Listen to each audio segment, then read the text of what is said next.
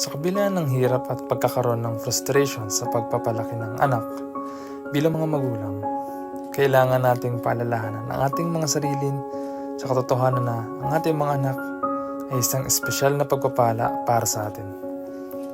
Minsan mahirap alalahanin ang mga katotohanan ito, lalo na sa mga panahon na we are experiencing challenges sa ating mga anak. Pero alam nyo, dinisenyo ng Diyos ang ating mga anak para maging napaka-espesyal na pagpapala sa atin bilang mga magulang.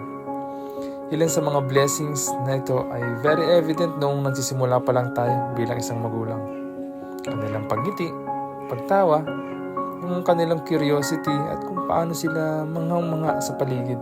At syempre ang kanilang mga yakap. Natunay nga naman na nakakapawi ng pagod na tila ba pagbigay ng hindi matumbas ang saya. Alam niyo, isa pa sa blessing ng pagkakaroon ng anak ay ang maunawaan na kahit papaano kung gaano tayo minamahal ng Diyos bilang mga anak niya.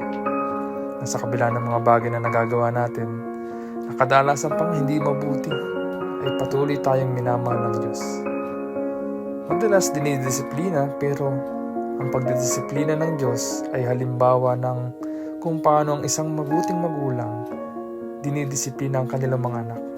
At ito'y may mabuting nadudulot sa kanila, lalo na sa kanilang paglaki.